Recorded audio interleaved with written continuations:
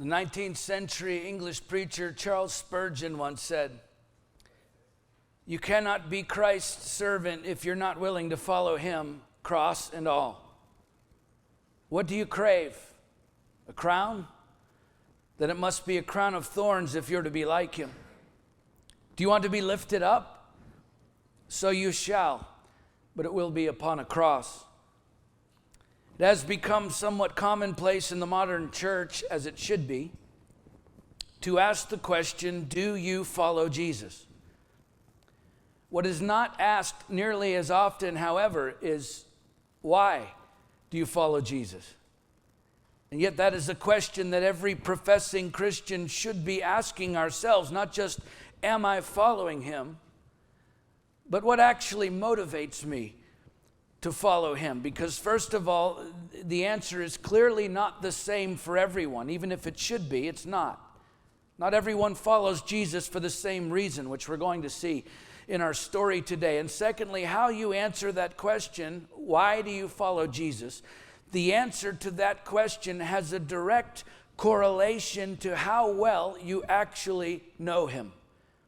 And you understand, the chief end to following Jesus should always be to know him, right? If being a Christian was nothing more than praying a prayer of faith or reading about Jesus in the Bible and believing it, then he wouldn't have called his disciples both then and now to follow him. No, he simply would have said, learn all that you can about me and just believe it.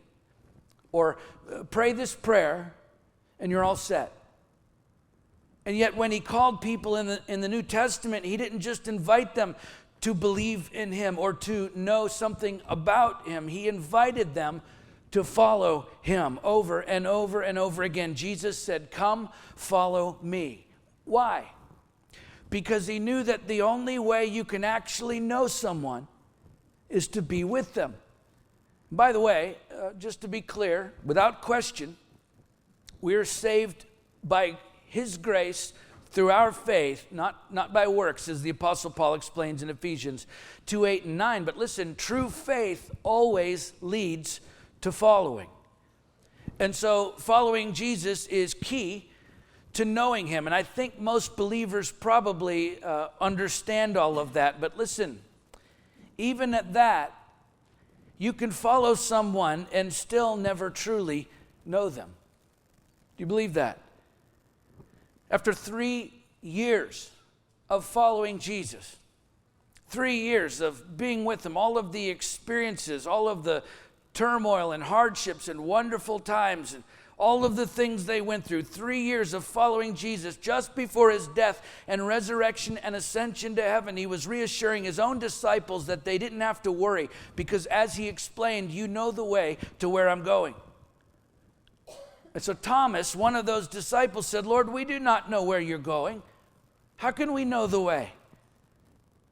Jesus said to him, "I'm the way and the truth and the life. No one comes to the Father except through me. If you had known me, you would have known my Father also." John 14:4-7. And then the very next verse, Philip, another one of those disciples, said to him, "Lord, show us the Father, and it is enough for us." Jesus said to him, "Have I been with you so long, and you still do not know me, Philip?" John 14:8. Now we know that these two did come to truly know Jesus, but not all of them did, as we'll see.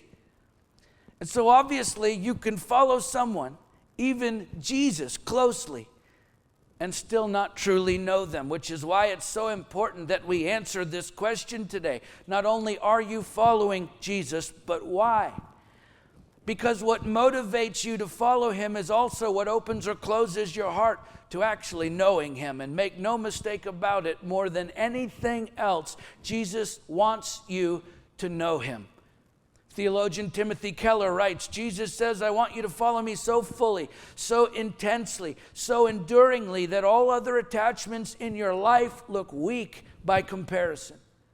Jesus wants you to know him more than anything else, but if your motivation to follow him is more about you than it is about him, then your ability to truly know him will always suffer. Listen, this is exactly why so many marriages fail. Because one or both of the spouses is more concerned about pleasing themselves and what they can get out of the marriage than they are with pleasing the other person and what they can give to that marriage. And so the relationship never goes anywhere. We understand it's like that with Jesus, except that for his part, he never fails us.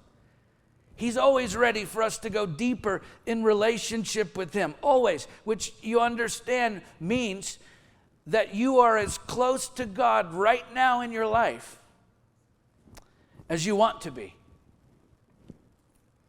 You're as close to God right now in your life as you want to be, because he's not the one holding you back from a deeper relationship with him. He never refuses anyone who truly wants to know him. And so, listen, there's only one person who determines how close you are to God on any given day of your life, and that person is you. And so, if you believe in him, listen, if you believe in him and you're following him today, and yet you feel like maybe you're not as close to him as you should be or you could be, then it's probably time to ask the question, why do you follow Jesus? Because again, the answer to that question has everything to do with how well you do or do not know him. And so hopefully this story that we'll be studying today as we continue our sermon series, working our way through the gospel according to Mark, hopefully this story will help you as it has helped me to understand exactly why you're following Jesus and just how profoundly the answer to that question can determine the depth of your relationship with him. So let's pick the story back up where we left off last time at Mark chapter 14, and we'll begin by reading the first 2 verses. It was now 2 days before the Passover and the Feast of Unleavened Bread, and the chief priests and the scribes were seeking how to arrest him by stealth and kill him. For they said, not during the feast, lest there be an uproar from the people. The Passover was the most important feast in Judaism, which of course celebrated God's deliverance of the Israelites from slavery in Egypt, and also his protection over them from the destroyer who killed all of the Egyptian firstborn children in Exodus 12:23.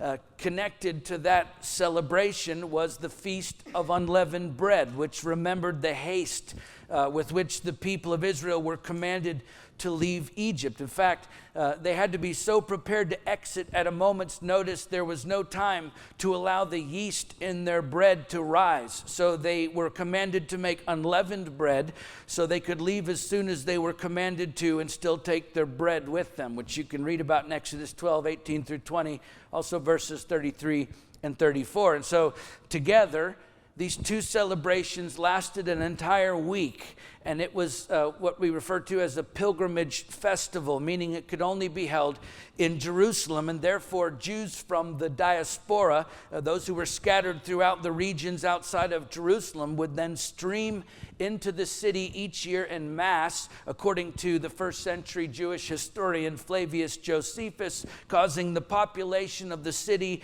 to swell from its usual 80 to 100,000 people to as many as 3 million Jews for the Passover week. It was such a profoundly important time of remembrance and celebration for the Hebrew people that for an entire month leading up to the festival, the meaning of Passover was explained in every synagogue and in every Jewish school, just to make sure that everyone clearly understood its meaning and purpose and was prepared to observe it properly. Every tomb near a road was painted with fresh whitewash to prevent the Jews from being defiled on their way to Jerusalem in case they accidentally were to brush up against one of the tombs.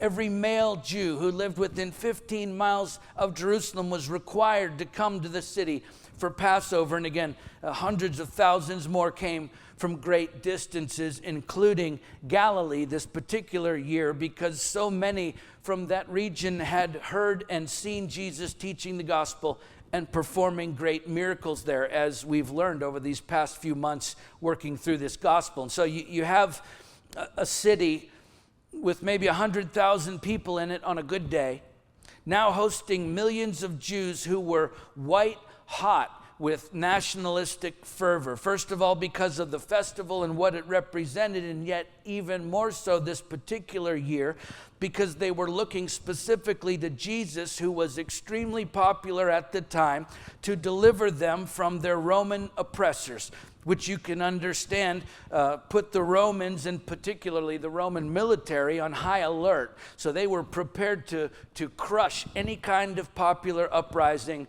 or rebellion that might occur. And so all of this factored in heavily to the disposition of the Sanhedrin, the religious ruling body of the Jews, who were now formally, actively organizing and plotting the death of Jesus, but who were also smart enough to understand that, as popular as he was at this point, if they were to try and arrest and kill him during the festival, the overwhelming negative and potentially violent response from the masses of people who'd been following Jesus everywhere he went, and many of whom were now in Jerusalem just to see him, that could certainly in turn trigger a crackdown on the Jews as a whole by the Romans. Okay, so this is why Mark explains that the chief priests and the scribes were seeking how to arrest him by stealth and kill him, for they said, not during the feast, lest there be an uproar from the people. So it seemed like at this point in history, people either loved Jesus or they hated him, right? He was such a controversial figure. There didn't seem to be much in between in terms of how you felt about him. And if we're being honest, I'm not sure it's really any that different today. Again, Keller says, Jesus cannot be just liked. His claims make us either kill him or crown him. Okay, the truth is, Jesus is as polarizing of a person today as he was then. People tend to either love him or hate him. And yet, as much as we like to try and make those distinctions based on the ones who follow him and the ones who don't, listen, the very same masses of people who were following Jesus on this day in our story were the very same people calling for his death 2 days later. Right, the moment they realized he wasn't going to drive the Romans out of Jerusalem, they were done with him. You see, the reality is, as long as you're following Jesus because of what you think he has to offer you, then your relationship with him will always be about you. And as a result, you never truly get to know him. We're going to come back to that in a moment, but first let's continue with the text as Mark takes a brief and yet very important detour in the story, as we'll see. Let's read verses 3 through 9. And while he was at Bethany in the house of Simon the leper, as he was reclining at table, a woman came with an alabaster flask of ointment of pure nard, very costly, and she broke the flask and poured it over his head. There were some who said to themselves indignantly, "Why was the ointment wasted like that? For this ointment could have been sold for more than 300 denarii and given to the poor." And they scolded her. But Jesus said, "Leave her alone. Why do you trouble her? She's done a beautiful thing to me. For you always have the poor with you, and whenever you want, you can do good for them, but you will not always have me. She's done what she could. She's anointed my body beforehand for burial. And truly, I say to you, wherever the gospel is proclaimed in the whole world, what she has done will be told in memory of her." And of course, we're fulfilling that prophecy right now. So Jesus and his followers are at a leper's house, which, by the way, almost certainly means they were at a former leper's house, because a man who was likely healed by Jesus, in other words, because lepers were in no way, shape, or form permitted to host dinner parties for other people who were not infected by that disease. And although Mark doesn't name the woman in the story, John does in his gospel account of this same event in John 12, 1 through 8, identifying her as Mary, sister of Martha and Lazarus, who lived in Bethany. And given Mary's intimate involvement in this story and her boldness to do what she did in this particular house, which we'll get to in a moment, it is certainly probable, if not highly likely, that Mary and Martha and Lazarus' father was Simon the leper, who'd been healed by Jesus and who was now hosting a dinner in Jesus' honor, along with his 3 grown children, Mary, Martha, and Lazarus, in their home at Bethany. And then as the men are reclining at the table during the meal, something happens that sounds like a sweet story to us today, but actually this was so radical. It was so controversial. In fact, it was so utterly unacceptable to those who were not only Jesus' followers, but his closest followers, that we think we would never react the way these shallow disciples did then. And yet, I'm telling you, if you frame this story in an equivalent context that we can relate to in our modern culture, I personally believe that 99% of his followers today would react the exact same way that they did then. First of all, it was a direct and shameful violation for Jewish women to interrupt a group of men during a meal. It was totally against Jewish protocol unless she was serving them food. And again, we don't really have a good context for this today because we don't view women today the way they did then. So it's hard for us to fully appreciate just how big of a deal this was for Mary to come out to the table to begin with during this meal. And so, although not a perfect analogy, this is the best one I can come up with, and maybe it'll help us to understand. Imagine inviting someone over to your house for dinner, someone you highly respect and someone you want to honor, and you want to focus your time and your attention during that meal on that person because of what they mean to you.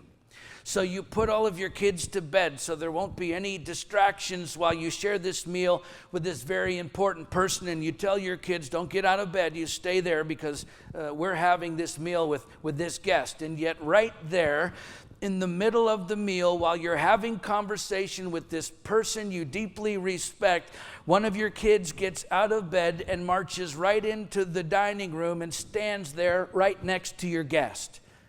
Right? That would at least be a bit frustrating and even a bit embarrassing when your child misbehaves, especially in front of an honored guest, particularly someone you want to impress. I'm telling you, that doesn't even begin to do this story justice, but maybe it gives you at least a little bit of an idea of how out of place, according to their cultural sensibilities at the time, that Mary's behavior was. As far as these men were concerned, she had no business walking into that room, and especially right up to Jesus. But look, she did it anyway.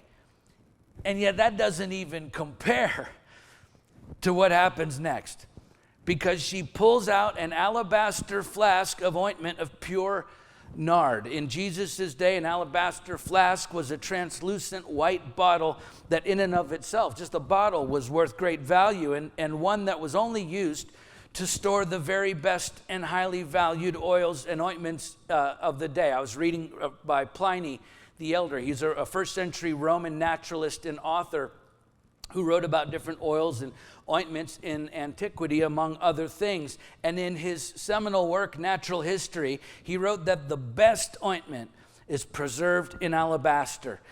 That's exactly what Mary had in this particular flask. 16 ounces, a full pound of pure nard, which was a particularly expensive aromatic oil. It was a perfume of sorts that was extracted from the root of an Indian herb called spikenard, worth more than 300 denarii. And as we've already seen earlier in this gospel, a single denarius was an average day's wage for a laborer in Palestine. And so when you factor in the amount of days worked in a year, right, this oil or ointment, 16 ounces in volume according to the Apostle John, this was easily worth a year's income, if not more. And just to be clear, women in the first century were excluded from careers, generally speaking, that would ever allow them the possibility to even come close to earning enough wages to buy something as valuable as an alabaster flask full of a pound of nard. So it's generally accepted by historians and scholars that this flask of perfume was, first of all, a family heirloom, something that had probably been handed down in the family for generations, but it was also most likely Mary's entire inheritance.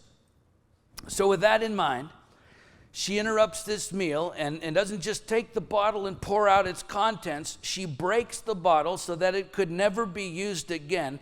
And then she pours out its entire contents on Jesus' head And it's so much oil. I mean, just imagine dumping 16 ounces of oil on someone's head, right? It's running off of him all over his body and all over the floor. And we know from John's account that she also used her hair, which in and of itself would have been jarring for these disciples, as Jewish women didn't unbind their hair and bound their hair in public in front of other people. But she lets down her hair anyway, and she uses it to mop up all of the excess oil as it ran off of Jesus' head, and then she anoints his feet with her oil-soaked hair.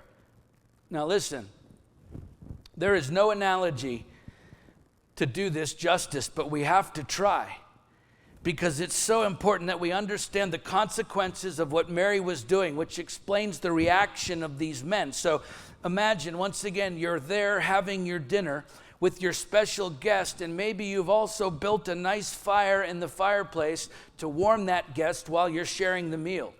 And your child not only marches into the room unannounced and right up to the guest of honor, but beforehand she was able to get into the family safe in the other room, and she takes out all of the money that your family has all put together. And there she is, holding a sack with $100,000 in it, well over a year's salary, all that your family has at this point. And that child, who shouldn't even be in the room to begin with, throws that sack full of money into the fireplace because she wants to keep your honored guest warm. And there you are, watching the family's entire life savings literally go up in smoke. Now be honest. How would you respond to that child and what she had just done? When Mark says there were some who said to themselves indignantly, "Why was the ointment wasted like that? For this ointment could have been sold for more than 300 denarii and given to the poor." And they scolded her. Listen, this is one of those instances where our modern English translations don't do the original text or the original language's justice, because when you read verses 4 and 5 in the ancient Greek, it becomes very clear very quickly that they were not merely indignant about what Mary had done, and they didn't merely scold her either. They were beside themselves with rage. The word indignant in verse 4 is the ancient Greek word aganakteo. It literally means to be greatly afflicted. The word scolded in verse 5 in the Greek refers to a vehement or even threatening anger.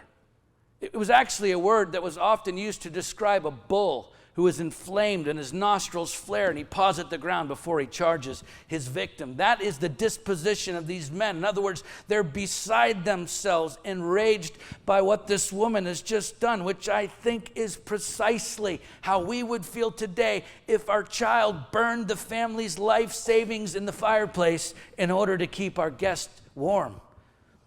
Right? When you put it in terms that make a bit more sense to us, it's really not that hard to understand the reaction from these men toward Mary. And listen, she wasn't stupid. Mary knew exactly what she was doing, and she knew what kind of response she was going to get. Clearly, she wasn't doing this to impress the men at that table. She didn't announce what she was about to do before she did it. She didn't explain what she was doing while she did it. And she didn't ask them what they thought about what she did after she did it. No, she just did it.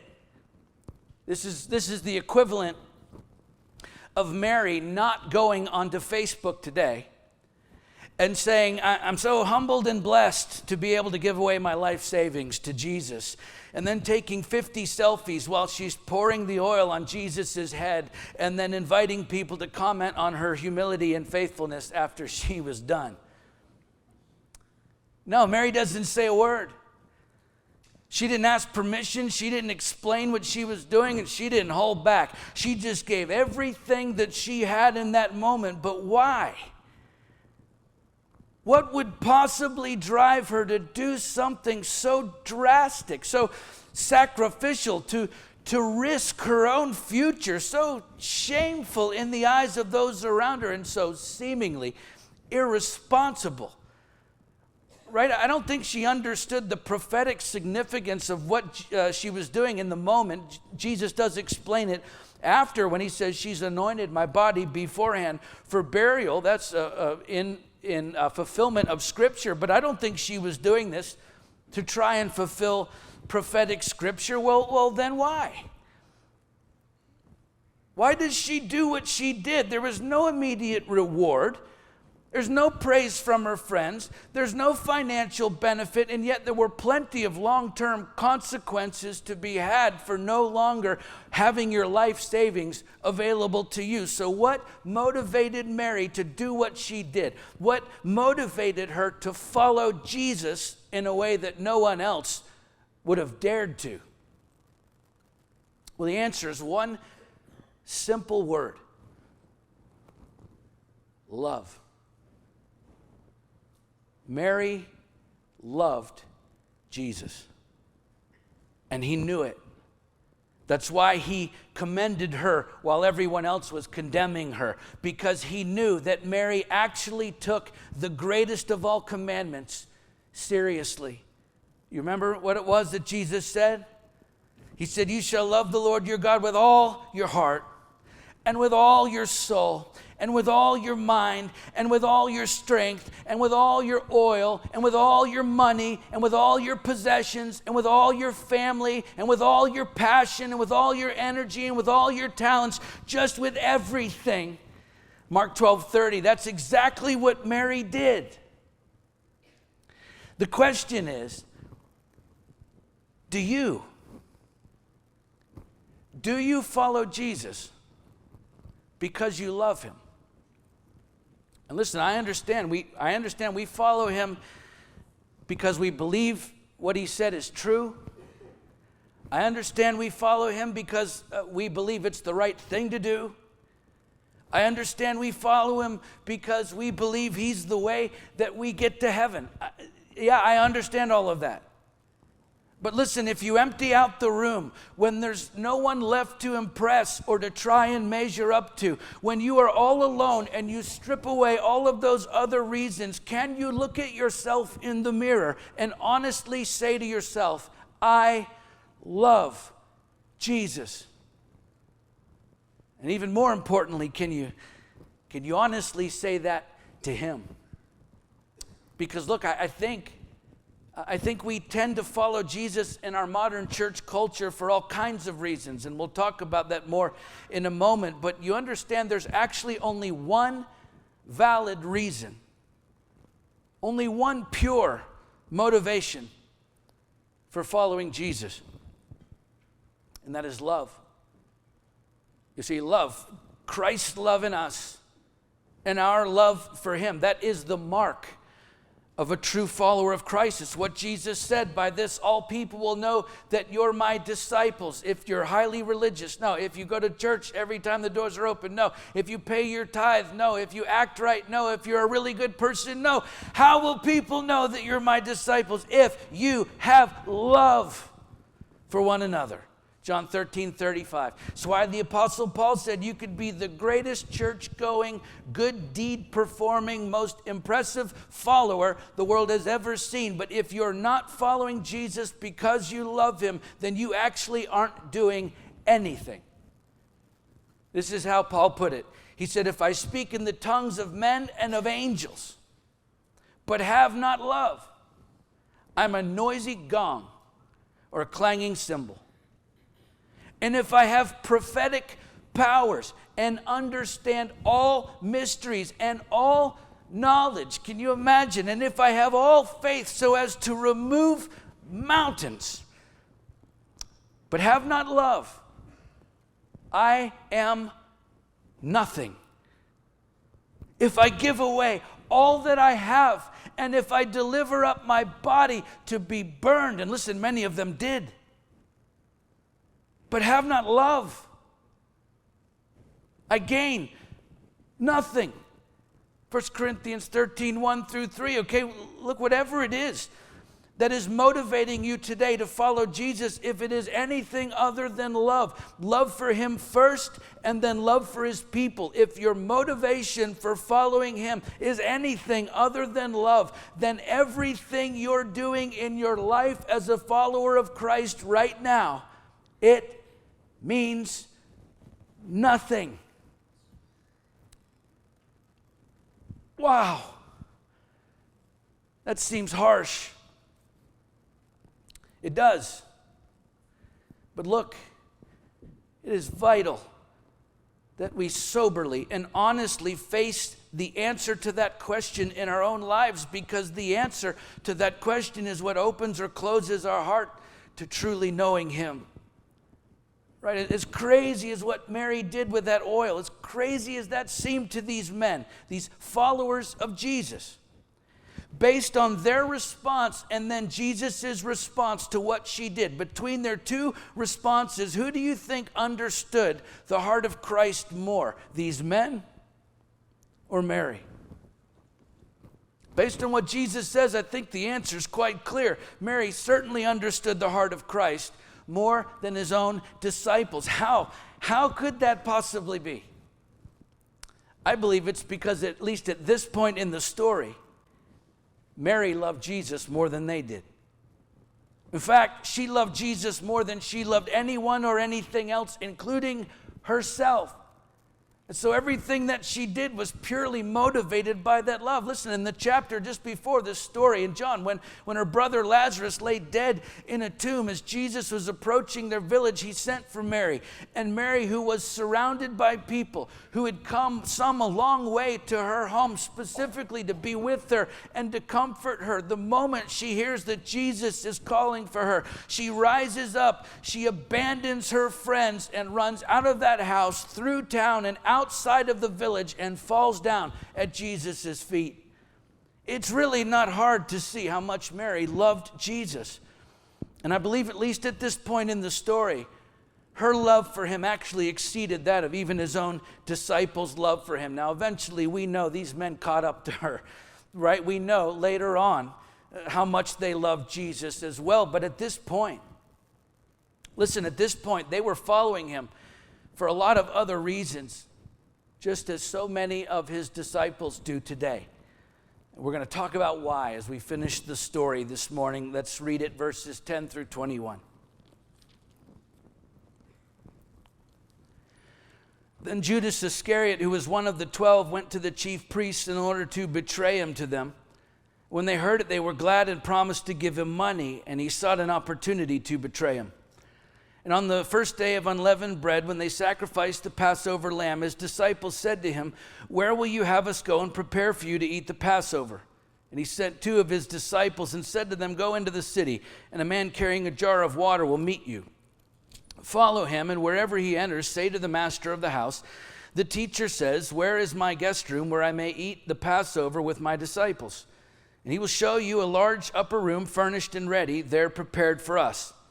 And the disciples set out and went to the city and found it just as he'd told them, and they prepared the Passover.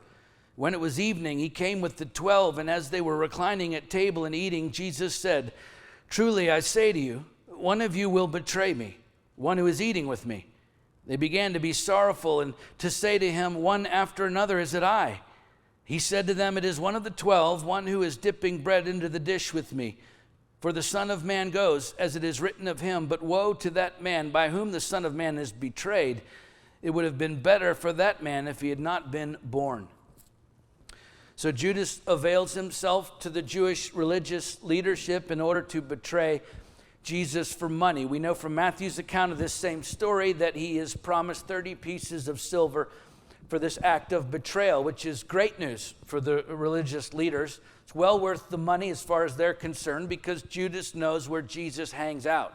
He knows his patterns and tendencies, which gives the religious leaders the opportunity to arrest Jesus at night in a garden apart from the crowds they were so worried about, as we'll see later in the chapter. And interestingly, although we know from Mark's account of this story that we just read that several of the disciples, if not all of them, were complaining about Mary's great sacrificial act of love when she anoints Jesus, but John gives us even more insight into what happened. He says that right after Mary anointed Jesus, the house was filled with the fragrance of the perfume. But Judas Iscariot, one of his disciples, he who was about to betray him, said, "Why was this ointment not sold for 300 denarii and given to the poor?" He said this not because he cared about the poor, but because he was a thief, and having charge of the money bag, he used to help himself to what was put into it. John 12:3-6. Now, again, we know from Mark that Judas wasn't alone in his complaint and offense toward Mary, but here John reveals a pattern in Judas's life and also tremendous insight as to why he has bothered all of these years to follow Jesus to begin with. I used to wonder as a kid growing up and hearing the stories in church, like, why would Judas leave his house and family and whatever else he left to follow Jesus to begin with, only to betray him now? But you see, for Judas, Jesus was a source of income. Judas was in charge of the money bag that Jesus and his disciples used to live on, and yet Judas obviously was stealing from that bag as it was replenished with funds, according to John, which also helps us to understand his betrayal of Jesus, because for some time now, Jesus, as we've seen, has been very open with his disciples about the fact that his time on this earth is growing short. Right? Jesus is about to die, and Judas knows it. In other words, his source of income is about to dry up. You see, I personally believe if Jesus wasn't resigned to fulfilling his purpose to die on a cross, I don't think Judas would have turned him in to the religious leaders at this point.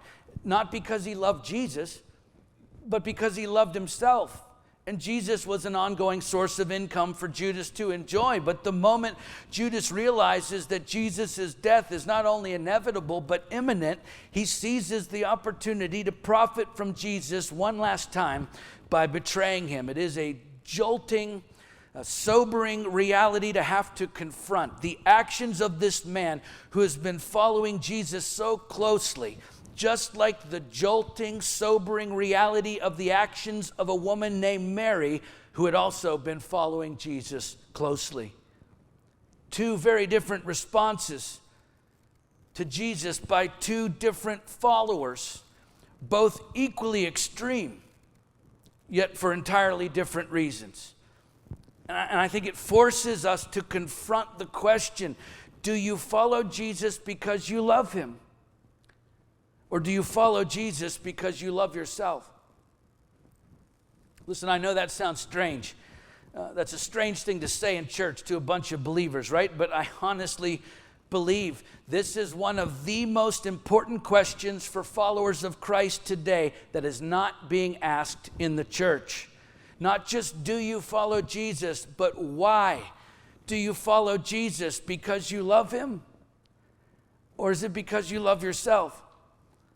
Of course, our initial reaction for most of us, I think, is to push back at that idea that we would even bother to follow Jesus for personal gain, and yet I believe that is precisely why vast numbers of people are actually following Jesus today, because of the immediate and ongoing benefits they receive from him in this lifetime. And listen, before you dismiss that thought, consider this.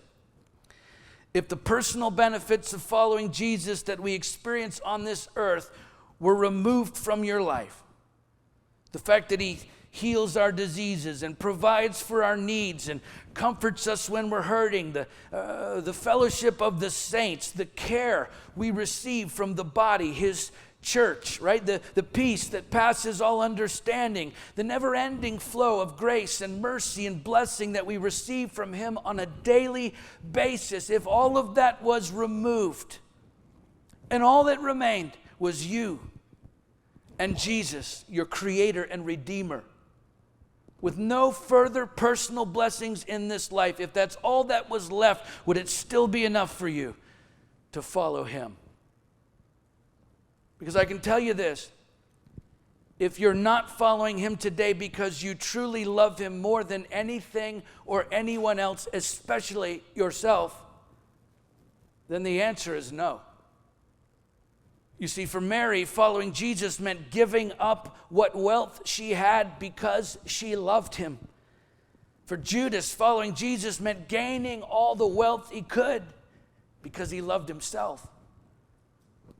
These are the exact same reasons people follow Jesus today. And here's what it all boils down to. If you're following Christ because you desire personal blessings from Him more than you desire a personal relationship with Him, then you probably love yourself more than you love Jesus. And the problem with that is, among other things, is the fact that the moment He doesn't give you what you want. Listen, if you don't love Him for who He is rather than for what He can do for you, the moment He doesn't give you what you want, you will walk away from Him and go find someone or something that will give you what you want. I see it all the time. People who walk away from Jesus, who walk away from the church and walk away from the faith because they're not getting what they want out of it. A.W. Tozer said a whole new generation of Christians has come up believing that it is possible to accept Christ without forsaking the world. But as Oswald Chambers says, if I'm going to know who Jesus is, I must obey Him. The majority of us don't know Jesus because we have not the remotest intention of obeying Him. And listen, as bad as that sounds, the very same attitude toward Christ has become pervasive among His own followers today, which is also why the gospel, I believe, is being drained of its power in so much of the church today, because we're trying to offer people what they want instead of what they need, a relationship with Jesus Christ. And look, the truth is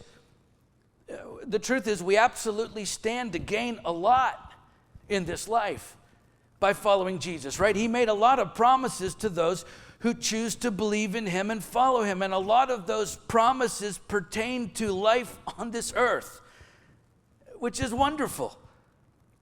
But the question is, are you following Him today because of those promises and what He can offer you, because of what He can do for you, or are you following Him because of who He is?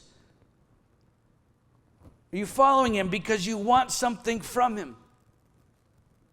Or because you simply want to know Him? Why do you follow Jesus?